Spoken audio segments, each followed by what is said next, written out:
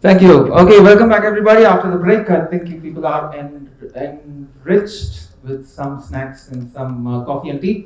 The morning three sessions were too much on technology, driven by technology, sponsored by technology, spoken by technology, lot of tech talk. Well, the person standing in front of you is not going to speak tech. This is not going to be tech talk. This is going to be people talk. Well, most of you have heard of from the morning you've been hearing about how technology can be used as a catalyst to leverage your business. I'm going to talk just the opposite. How people can be used to leverage your business. Okay, fine. So, excuse me, I think I've left the presenter. No, I don't have a presenter. Is that? No, it's not there.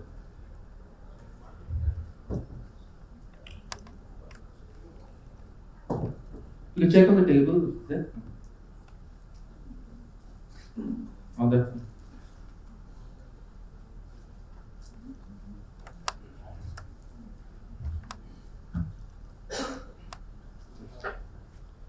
Now, because I spoke against technology, technology is not favoring me. Technology is telling you want to speak against me? How dare you? I won't support you. But it's okay. You can still have people to people, person, heart to heart talk. Okay, let me ask you a very simple question. I'm going to talk about leadership. And the question is this: why do we need good leaders today? More than at any other time in the existence of humankind, why do we need good leaders today? Anybody? To create more leaders. Okay, what else? To drive people. To drive people. Okay, what else? To give a vision. What else?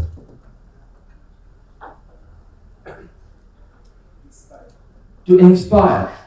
Okay, you know what all the answers have in common? They're all wrong. Or at least they're not the top in my list. The reason why we need good leaders today is because there are so many bad leaders out there. There are so many bad leaders out there in any sphere. Look at the field of sports, in the field of politics, in the field of business. We have such terrible leaders. So I'm here to tell about how as a leader you can make a world of a difference. So the next slide is all about success, and I don't want to ask you as to what it takes to becoming a success, because I think the answers would not stop by tomorrow. Everybody has their own formula for success, and we are here only for that. For success, for tasting success, and if you're tasting the success at the highest level, you're probably wanting more. Success is a huge drug, and as with any other drug, it is quite addictive as well. Okay, fine. So, one of the simplest definitions I learned for success is this, in business in particular. Okay, small introduction about myself. Running short of time, shouldn't introduce, but I'm going to take 2 minutes to introduce myself. Corporate trainer, motivational speaker, 5 times TEDx speaker, 6 times represented India in the World Championship of Public Speaking, 3 times given Silver Cup Orator of India, Rockstar of Toastmasters in India, and International Poet of Merit. And last month I was felicitated as the best corporate trainer in the state of Karnataka, including Bangalore. So whatever money you're getting, you got to share 50% because I did your job. Okay, fine. So we're here to taste success, right? So when I started my company, which is all into corporate training, the first thing that I did was to go and check out as to what it takes to be a success in corporate training. So I had a lot of problems, and I didn't have an official mentor at that time. So I went to my unofficial mentor, which was my father, and I told him, okay, I have a series of problems. And Dad said, what is your problem? I said, okay, my problem is I don't have investors to invest in my business. If I want to scale up my business, I need money. So the problem is money. My father said, your problem is not money. And he gave me some answer. And the same answer is repeated after every single time I went over the problem. After a few months, I went up to him and I told him, I have a problem with getting a client. And he said, your problem is not getting a client. And he repeated the same line. After some time, I went up to him and I told him, my problem is competition. I have clients now, and my competitors are entrenching into the same territory. And again, he said the same sentence. And the sentence that he said was just this. He said, you have no idea. I said, yes, I have no idea, and that's why I came to you. And then he said, no, you need ideas. Okay, I request my friend, you can just keep changing the slides. Okay, fine. So, yeah, so the next slide, please. Thank you so much. Yeah, you need ideas. So if you think your problem in your business is finance, no, please don't say it.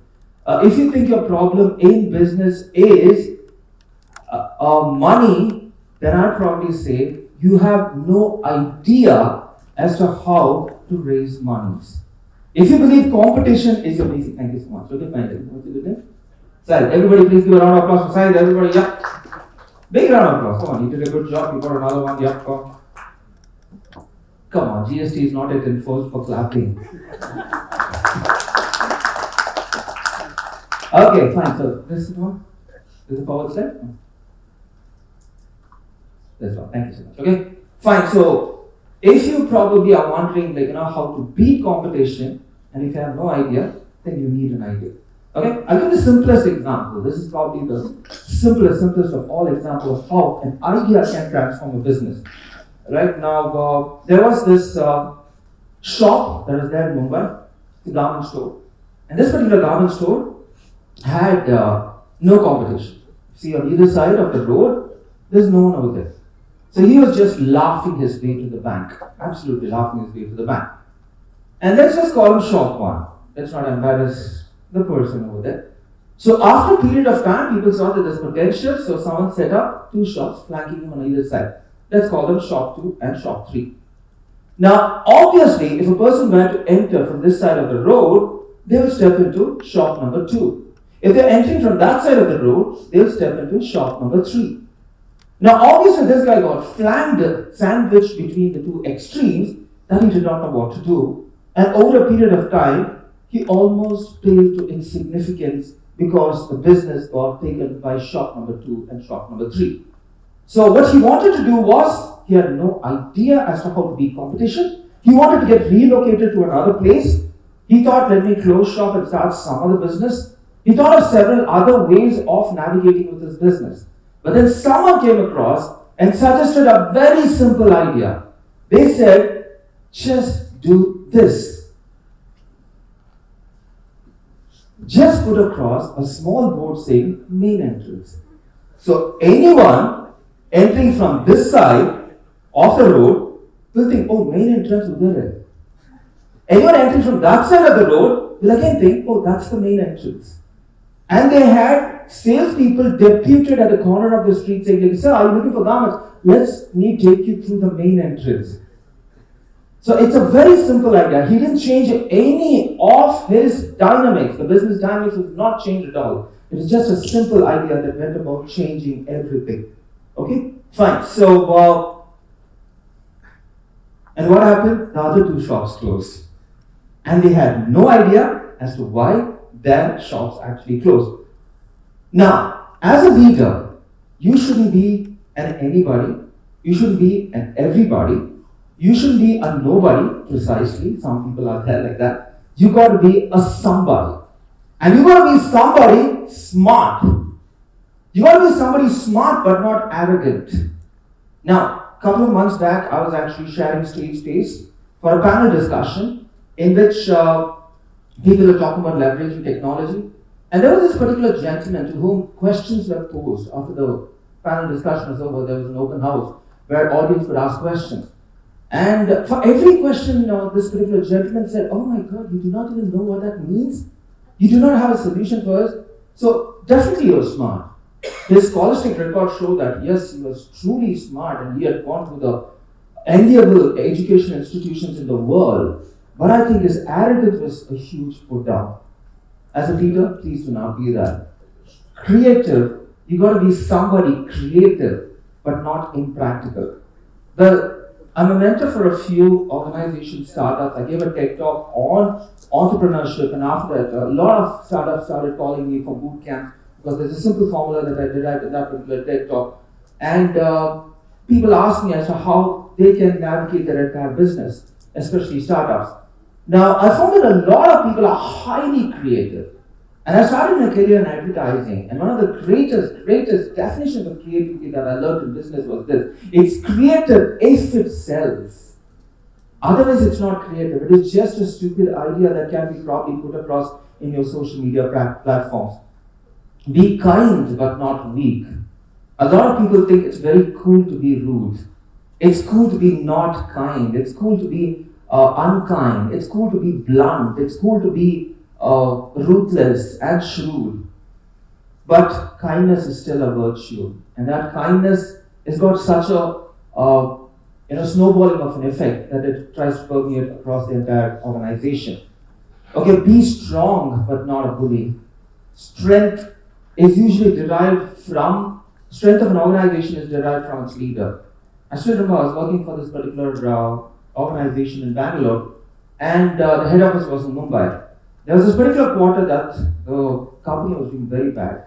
So the top bosses came all the way from Mumbai, and they blasted the living daylight out of the boss that we were reporting to. We could see through the conference room he was getting fired, LRs, left, right, and center.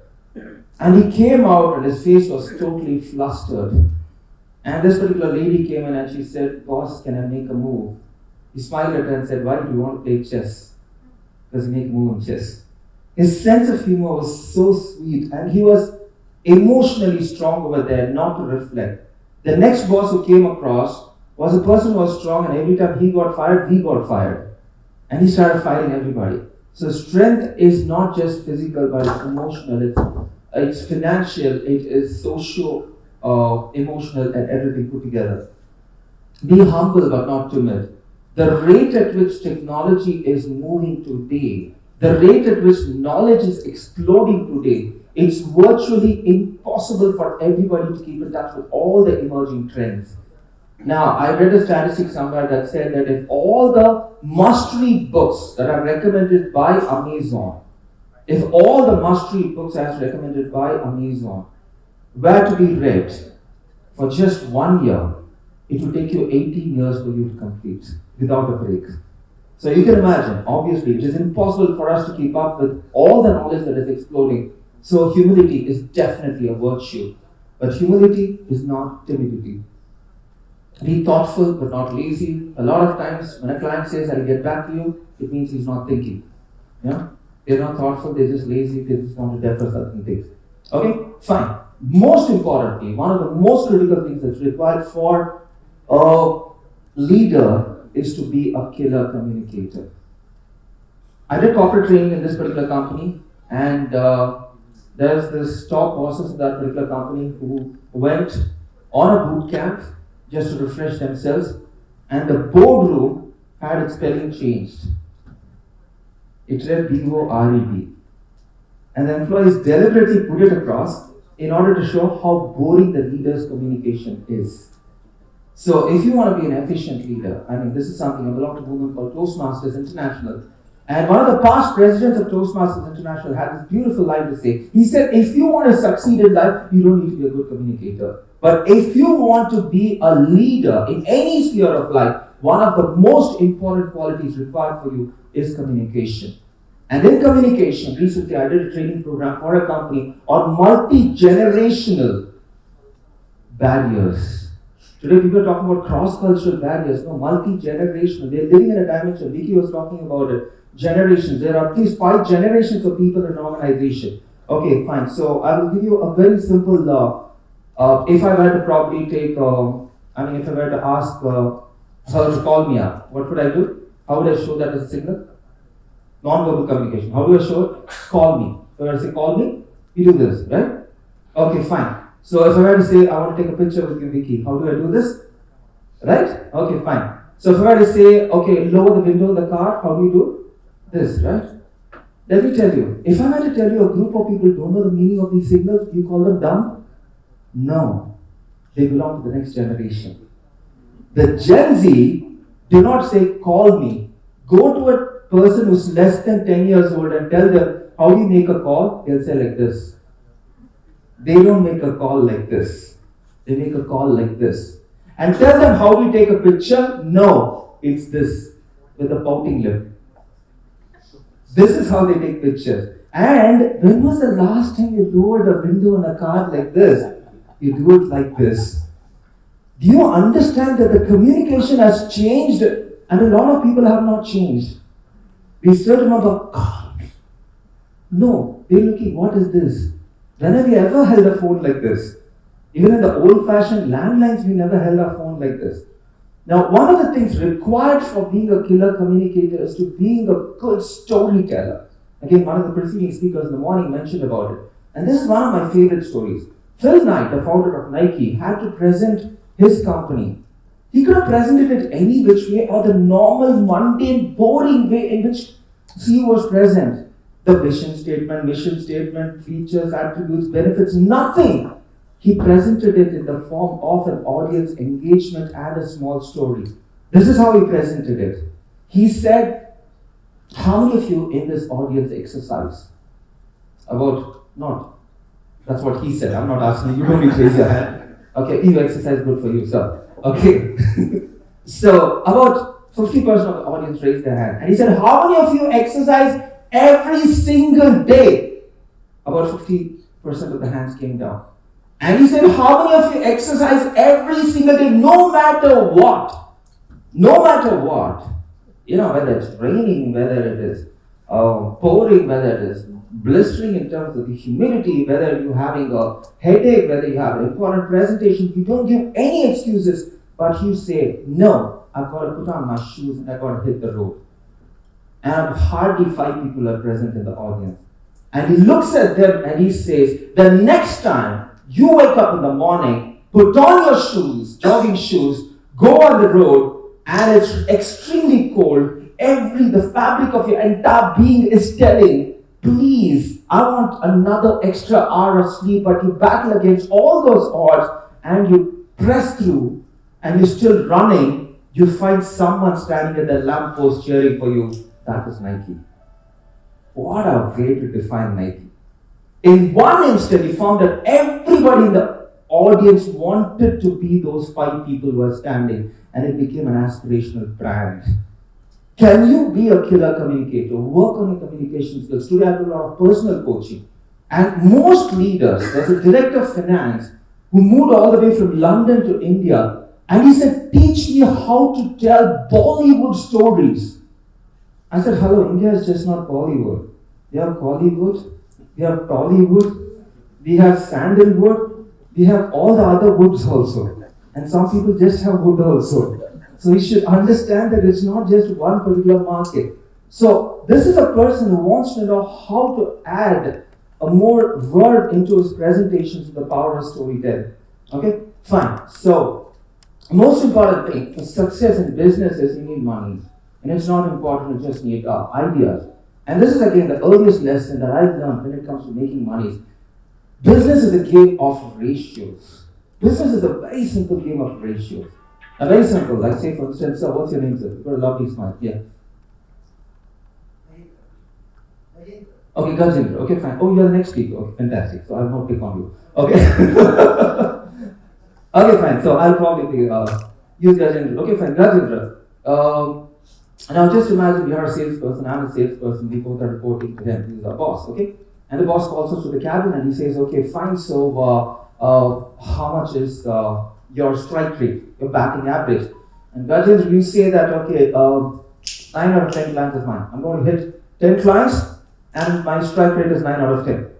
Boss is very happy. And I tell him, boss, my strike rate is 10%. Who do you think the boss will be impressed with? Anyone? Obviously Gajendra, right? But if the boss is smart, he will ask me 10% of what? If Gajendra had to meet 10 clients and if he strikes 9 of them, his strike rate is only 9 at the end of the month. But if I have approached 100 customers, prospective customers, and if I have a strike rate of 10%, I've done 1 up overhead. So business is all about the game of ratios and understanding how ratios actually work. Okay, fine. Third most important thing is building strong teams. Okay, I've got to ask you a series of very, very simple questions. Who invented the light bulb? Fast. Excellent. Okay, who invented the telephone? Okay, who invented computer? Okay, who invented radio? Marconi. Who discovered America? Columbus. Awesome. Okay, all of you got 5 and 5 right. Give us a big round of applause. Awesome. Yeah. Okay, fantastic. It's okay, sir. Let's not debate on that. It's not our Cup Goes On show. Please, let's leave it. Okay. Edison didn't invent the Sorry, bulb. sir? Edison didn't invent the bulb. Edison did. Yeah, Tesla did. Huh? Not Tesla. That's all. Sir, we meet up for lunch, sir. It's no time. She'll stand up and she'll tell, her style of telling your time is up, she's to stand up. Okay, I've just learned it from the morning, okay. So we'll just keep it for the record that, okay, fine, in case anybody is. So I'm going to ask you 5 questions. Those are all 20th century questions that I asked you. Now let me ask you 21st century questions, okay? Fine, 21st century questions. Now, I'm going to ask you 5 questions fast. When you know the answer for all the 5 questions, please raise your hand, okay? Who invented AI? Who invented chatbot? Who invented the laptop, the presenter? And who invented AI? Sorry? All the 5 answers. Anybody knows? Indian. All Indians. 4, Indians. All Indians. All Indians. 4, 3, 2, 1. Any intelligent guesses? Anglo-Indian from India. Yeah, he's Sir, you should be the next speaker, sir, please. Okay. Okay, fine. So, okay, if you are thinking in terms of organizations, you're 100% right. Because all the inventions and discoveries of the 20th century and before could be attributed to an individual. But all the inventions and discoveries of the 21st century and beyond could be attributed to a group of people who come together to form teams. And if you're a leader, your job is to ensure that those teams are nurtured to becoming strong teams. And let me tell you the difference between a good and a bad leader. Can I call my friend Chester to come over here? Please, could you please step forward? Okay. Yeah, please stand here. I'm going to do something to Chester. Okay. So you got to tell me. Can face the audience? Face the audience first. This time. Okay, you got to tell me exactly what I'm doing, and we'll take it from there. Yeah. What do you think I did? Pulling her back. Anything else? Okay, fine. Now what do you think I'm doing? Pushing you forward. What else? Repositioning. Then? Okay, thank God. Last time someone said posh caves. Okay. Okay, fine. Okay. Bear this. This is probably the greatest lesson of leadership. When I'm pushing someone behind, I am also going behind. My team is also going behind. My organization is also going behind. But when I push a person forward, not only I'm moving forward, the person is moving forward, my team is moving forward, the organization is moving forward. This is leadership. This is leadership, and this is the secret towards building strong teams. Thank you so much. If you have the capacity to build that kind of a strong team, a team will never ever leave. And I'd like to play a small video. You probably run me side play this particular.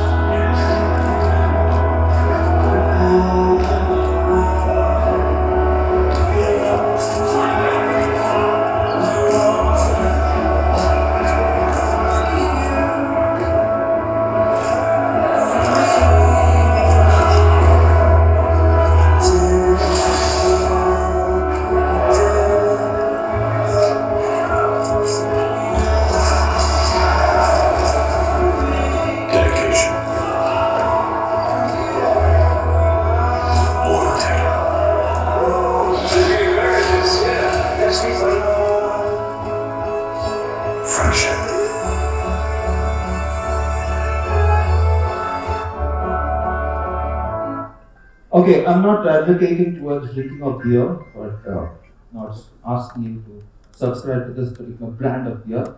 But I was given to understand that this particular advertisement is based on a true story. A group of friends decided to play basketball every weekend. And then one of them met with an accident and he lost his legs. Now, the entire team would have isolated, abandoned him, or in Gen Z language, cancelled him. And they could have started playing. But they said, we will also buy wheelchairs and we will learn the craft of playing the game on a wheelchair. What does it take to create that kind of a dedication? What does it take to create that kind of a bonding with teams? The word is purpose. A lot of people just give targets to employees. How many of them give a purpose? For the paucity of time, I'll just mention the name and the person, Simon Sinek. and the concept that he pioneered, the Golden Circle. He says the companies that start with Y at the center of the Golden Circle are more successful than those companies that start with the what. Most companies, you ask them, what do you do? They tell, I'll try to say, like, who are you? They tell what they do, but they don't tell why they do what they do. And gives examples of companies like Apple that are total game changers because they start with the why and the purpose is clearly defined. I was doing training for a startup considered to be one of the fastest growing startups in Bangalore city. Now, this startup had a founder who was passionate, so passionate about technology that people who walked into the organization, all engineers, fell in love with technology. If they had an idea, he would sit with them and he will champion the cause for them as to how they could go through the entire process of converting that idea into reality with the power of technology. The company started growing and they got another CEO to take over at the helm of affairs of this organization. And this founder was moved to another function and he's working on the IPO of that particular company. Slowly but surely, people are quitting the organization because the other CEO put a system in place, a hierarchy in place, and people believe that the purpose of being passionate about technology, which was the reason why they stuck to the company, was today totally nullified. Today the problem is the company is they have issues of attrition, which is something that they never ever had. Okay, fine. So as my time is limited, I think I'm the only speaker who didn't deserve a standing ovation from the lady. I would just like to have a quick recap. I still have 2 more minutes. Okay. Okay, fine. I'll just have a quick recap. First thing, do you have any idea how to succeed? If you don't, please get ideas. Second thing, be a somebody. Somebody who's smart, somebody who's sensitive, somebody who's creative, and somebody who's a killer communicator. Understand ratios. Ratios are the key to success in an organization. Build strong teams because it's virtually impossible for you to do everything by yourself. You need teams in order to foster growth, success, and prosperity for your organization. And the last but not the least, lead with a purpose. So you see, I'm a Toastmaster. My name is Deepak Justin. People call me DJ. I just like to probably leave you with a small toast because you people have all come over here. They just serve coffee, but let me serve a hypothetical toast. Ladies and gentlemen, let everybody else be content with running businesses only for money, but not you. Let everybody else build business without a purpose, but not you. Let everybody else treat their employees like cogs in a machine, but not you. Let everybody else cut costs in the name of efficiency, but not you. Let everybody else see competition as a threat, but not you. Let everybody else chase success without a soul, but not you. Let everybody else start businesses that just make money and eventually would fade away or get sold, but not you. Because you are here not to build a business, but to leave a legacy. You are here not to build a business, but to create excellence that will transpire not across a lifetime, but for lifetimes to come. You are here not to set up yet another business that just makes profit, but a business that inspires and serves generations to come in a language that the future generations also understand. Because you're here to provide the future with a vision and not just to follow trends. Because you're here to make a difference not only to yourself but the world around you. Because you are here for the rise. You are here for the rise 2.0. Thank you so much. Those are my coordinates. And I still have a question and answer. Hello, madam. Yeah. For others, at least you stood there. For me, you're coming on the stage. Okay, any questions, any clarifications? Oh, 2 ladies. Wow. I have a question. Yeah, please. No? So you talked about the purpose. Yeah. So I run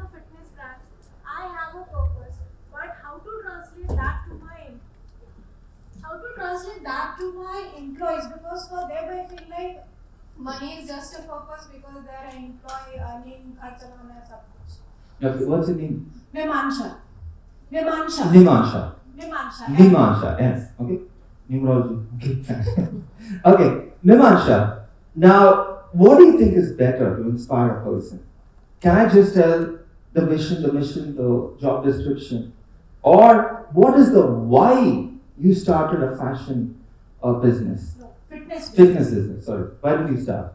So I started because I have, like, my father passed away because of the lifestyle disease. So I started from there, and I have been helping people to reverse their lifestyle issues, right? Whether it is cholesterol, fatty liver and all. So that was my purpose, that nobody should die because of the lifestyle issue. And I have this motto of making India obesity free. So that was my purpose, my why I started. You don't have a business, you have a lofty purpose. And what you have is much more greater than business.